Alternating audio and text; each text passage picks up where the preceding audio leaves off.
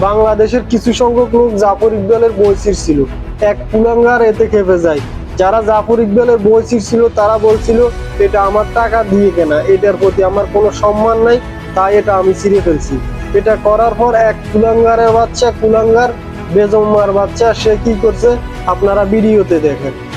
যখন তারা ডক্টর মোহাম্মদ জাফর ইকবালের বই পড়াবে তখন আমি এরকম কোরআনের অসংখ্য পৃষ্ঠা পুড়িয়ে তাদের সাথে একাত্মতা পোষণ করব, কারণ এই বই আমি আমার টাকা দিয়ে কিনেছি এবং এই বইয়ের প্রতি আমার কোনো সম্মান নেই। এই বইয়ের যে লেখক সে কুখ্যাত মরুদ ডাকাত মহা উন্মাদ, তার প্রতি আমার কোনো শ্রদ্ধা নেই। আমি তার বই ছিঁড়বো এবং পড়াবো। দেখি আপনারা বই ছেঁড়া এবং পড়ানোর উদাহরণ যেটা তৈরি করেছেন সেটা আপনারা কতদূর বাস্তবায়ন করতে পারেন। আপনারা অন্যের দিকে ঢিল ছুড়বেন, সমাজে ঘৃণা ছড়াবেন এবং আশা করবেন আপনাদের সাথে এটা হবে না। এটা তো খুবই ভুল। আপনারা তার ভিডিওটি দেখলেন, কি বুঝলেন সে কত বড় কুলাঙ্গার?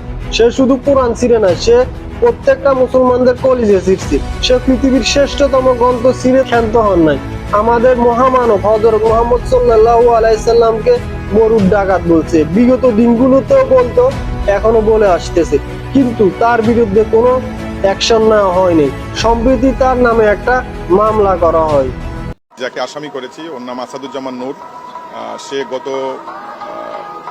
20/8/2024 তারিখে তার ফেসবুক স্ট্যাটাসে এবং ইউটিউব চ্যানেলে নবী করিম সাল্লাল্লাহু আলাইহি সাল্লাম এবং পবিত্র কোরআনের বিষয়ে যেটা আমি ভাষায় প্রকাশ করতে পারবো না এরকম কিছু অশ্রাব্য ভাষা ব্যবহার করেছে এবং লাইভে থেকে সে পবিত্র কোরআনের বেশ কয়েকটা পাতা ছিঁড়েছে এবং কোরআন শরীফকে সরাসরি তাচ্ছিল্যতার সহিত সে ছুঁড়ে মেরেছে, যেটা আমার ক্লায়েন্টের এবং সমগ্র মুসলমান যারা ধর্মবীর মুসলমান পবিত্র কোরআনে এবং আল্লাহকে বিশ্বাসী তাদের ভাবাবেগে চরম আঘাত এনেছে।